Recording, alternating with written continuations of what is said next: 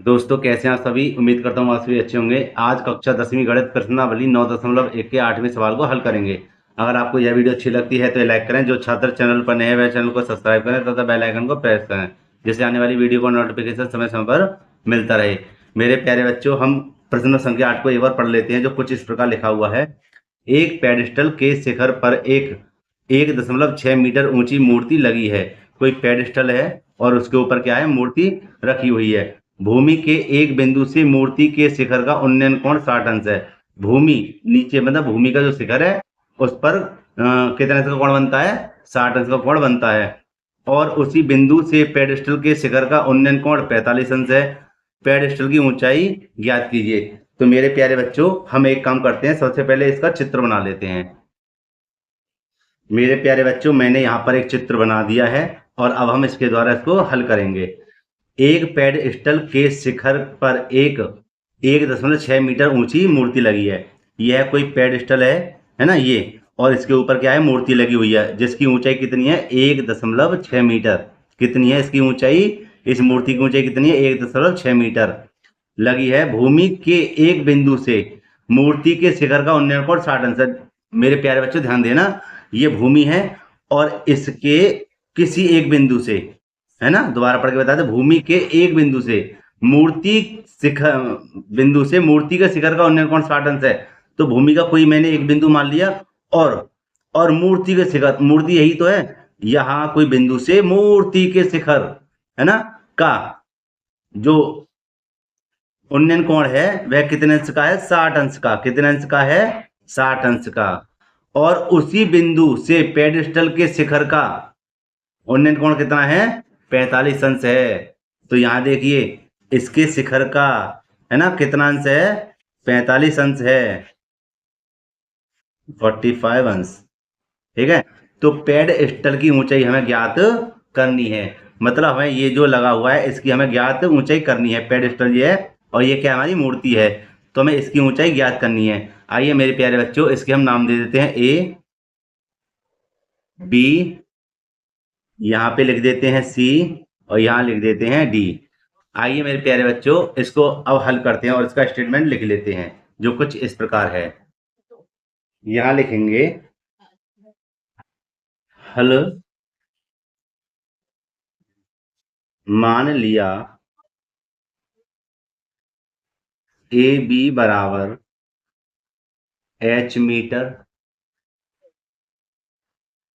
Paid stall पर कौन सा बिंदु है, ए डी। कौन सा बिंदु है, ए डी। और ए डी बराबर कितना है, 1.6 मीटर है। कितना है, 1.6 मीटर है। कि मूर्ति लगी है, मूर्ति लगी है। भूमि के एक बिंदु, एक बिंदु कौन सा, सी वाला। कौन सा बिंदु, सी। सी से मूर्ति के शिखर का उन्नयन कोण, भाई क्या लिखा है, बिंदु सी से शिखर का उन्नयन कोण कितने अंश है, D, D C B, D C B. कितना अंश है, 60 अंश है। कितना है, 60 अंश है। और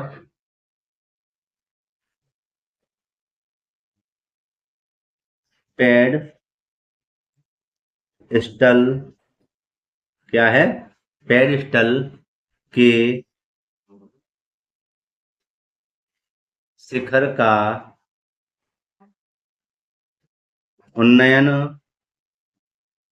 कोण कितना है, यहां पर देखिए ए बी सी। कोण क्या है, कोण ए बी सी बराबर कितना है, 45 अंश है। 45 अंश है, तो लिख देंगे यहाँ पर अतः समकोण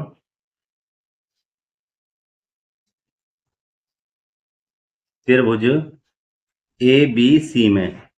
मेरे प्यारे बच्चों ध्यान से देखिए, यहाँ पर सबसे पहले इस छोटे वाले त्रिभुज को हल करते हैं। तो यहाँ पे लिखा हुआ ए बी बट्टे बी सी, ए बी बट्टे बी सी, मतलब मैंने लिखा है अतः समकोण त्रिभुज ए बी सी में। तो ए बी सी इस वाले त्रिभुज को लेते हैं।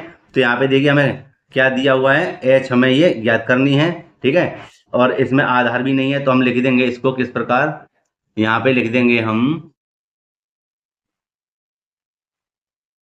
ए बी बट्टे बी सी। अब देखिए लंब बट्टे आधार क्या होता है, लंब बट्टे आधार होता है हमारा टेन थीटा। कितना होता है, टेन थीटा। और थीटा हमारा क्या है, 45 अंश। कितना है, 45 अंश हमें दिया हुआ है।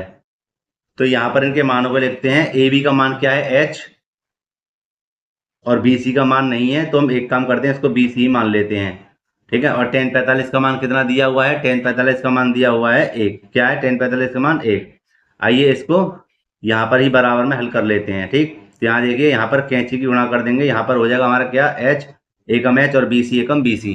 तो यहाँ हम लिख देते हैं बी सी बराबर एच एकम एच, और इसको मान लेते हैं हम समीकरण नंबर एक। अब इसको करते हैं बड़े वाले त्रिभुज को हल एक नए पेज पर।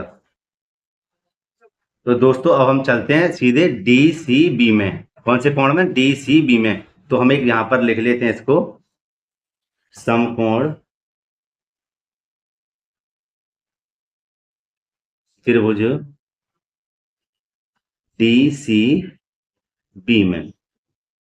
तो यहाँ पर देखिए, ये मैंने ये चित्र था, मैंने अलग बना लिया है ये मेरे प्यारे बच्चों, क्योंकि उस पेज को बार बार ना उठाना पड़े। ये देखिए आप, तो डी सी बी हमारा जो कोण है, इसको मैंने लिख ही दिया है। अब इसको लिखेंगे किस प्रकार, ये देखिए यहां लिखेंगे मेरे प्यारे बच्चों, बी डी बट्टे बी सी, बी डी यहां से यहां तक की दूरी बट्टे बी सी बराबर क्या हो जाएगा, टेन 60 अंश, टेन 60 अंश। तो बी डी का मान यहां पर कितना देखिए, एच प्लस के 1.6, और बी सी का मान क्या है, कुछ नहीं है इस समय, बराबर टेन 60 का मान क्या होता है, √3। अब हम इसमें क्या करेंगे, कैंची कर देते हैं गुणा। तो ये हो जाएगा आपका अंडर में बी सी, यहाँ हो जाएगा h प्लस के 1.6। इसको कर देते हैं साइड, और यहाँ रहने देंगे बी सी को बराबर h प्लस के 1.6 बट्टे में √3। और इसको बना लेंगे हम क्या, समीकरण नंबर 2। यहां लिखेंगे मेरे प्यारे बच्चों समीकरण 1 तथा 2 से। तो यहाँ देखिए समीकरण 1 क्या है, समीकरण 1 है बी सी बराबर एच। कितना है, बी सी बराबर एच, और ये कितना है समीकरण 2, बी सी बराबर एच प्लस के 1.6 बट्टे 3। तो हम क्या करते हैं, बी सी के स्थान पे जो मान आया क्या रख देंगे, एच रख देंगे। क्या रख देंगे, एच, समीकरण नंबर 2 में। या फिर इसको बराबर रख देते हैं। क्या करते हैं भाई, ये भी बराबर है ये बराबर है, बी सी 1 बराबर है, और तो बी सी क्या रख देते हैं, एच रख देते हैं। तो यहाँ देखिए, यहाँ रख देंगे, यहाँ देखिए आप, और अच्छे से समझिए, कोई प्रॉब्लम हो तो हमें बताना कमेंट करके। यहाँ देखिए बी सी के स्थान पे क्या लिख देंगे, एच। क्या लिख देंगे, एच। यहाँ पे दोबारा देखिए, बी सी का मान क्या आया था, बी सी का मान आया था एच, तो बी सी के स्थान पे एच रख देते हैं। एच आ गया बराबर, बराबर आ गया। और देखिए फिर एच प्लस के क्या हो जाएगा, 1.6 बट्टे में √3। अब इसके नीचे मान लेंगे 1, अब इसके नीचे मान लेंगे 1। और यहाँ पर देखिए मेरे प्यारे बच्चों क्या करेंगे, हम इसका ले लेंगे लासा, ओ सॉरी, इसकी करेंगे क्रॉस मल्टीप्लाई। तो इसकी गुणा धर करेंगे तो क्या करेंगे, √3h बराबर एक गुणा धर करेंगे तो h प्लस के 1.6। और देखिए यहाँ पर h वाले एक पास, तो √3h तो है ही है, इसको धर लेके आएंगे तो क्या हो जाएगा, माइनस का। तो इधर क्या रह गया, 1.6। अब देखिए दोनों में से √3h और 1h है, तो दोनों में से क्या है, h बाहर ले लेते हैं यहाँ पर, ऊपर की ओर। h बाहर आ जाएगा तो यहाँ पे h जब कॉमन ले लिया तो क्या आया, √3 माइनस के h एकम h बराबर 1.6। अब देखिए h को यहीं पे रहने दीजिए, यहाँ पे क्या है 1.6, इसको लगाइए बट्टे में तो ये हो जाएगा √3 माइनस का 1। और इसका क्या है, हर का कर देंगे परिमेयकरण। क्या कर देंगे, इसकी ऊपर और नीचे गुणा, तो यहाँ लिख देंगे √3। और जब भी मेरे प्यारे बच्चों हर का परिमेयकरण करते हैं तो जो भी चिन्ह होता है उसको विपरीत कर देंगे। क्या, कि यहाँ माइनस का है तो क्या कर देंगे प्लस का, और अगर प्लस का होता तो क्या कर देते माइनस का। फिलहाल माइनस का है तो क्या कर दिया प्लस का, ऊपर नीचे कर दी गुणा। अब हम क्या करेंगे, इसको लिखते हैं एक पास, h बराबर 1.6 कोष्टक में हो जाएगा √3 प्लस का 1। ये जो कहते हो मैंने उतार दिया और बट्टे में लिख देंगे। देखो एक बार जुड़ रहा है एक बार घट रहा है, एक बार जुड़ रहा है एक बार घट रहा है। तो मेरे प्यारे बच्चों यहाँ पर ध्यान दीजिए, तो क्या हो जाएगा इसका मान √3 का वर्ग मतलब a का वर्ग, और यहाँ हो जाएगा माइनस में b का वर्ग। भाई a का वर्ग माइनस b का वर्ग ही तो होता है, a प्लस बी और a माइनस बी, तो मैंने वहां पे लिख दिया।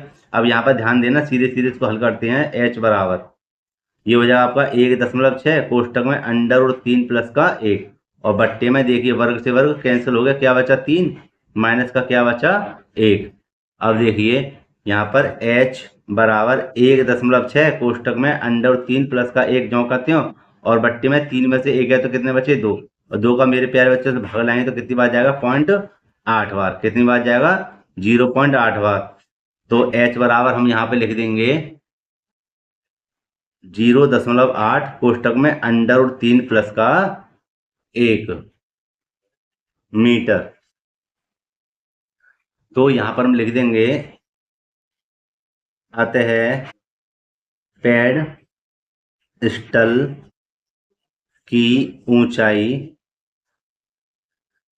बराबर 0.8 कोष्टक में √3 प्लस का 1 मीटर है। भाई पेडस्टल की ऊंचाई आ गई हमारी, यहाँ पर आप ध्यान दे सकते हैं। तो मेरे प्यारे बच्चों यही हमारा आंसर है। उम्मीद करता हूँ आपको यह वीडियो पसंद आई होगी। अगर वीडियो अच्छी लगी है तो एक लाइक जरूर करना, और इस वीडियो को अपने मित्रों में जरूर शेयर करें। मिलते हैं इसी प्रकार की अगर वीडियो में। जय हिंद।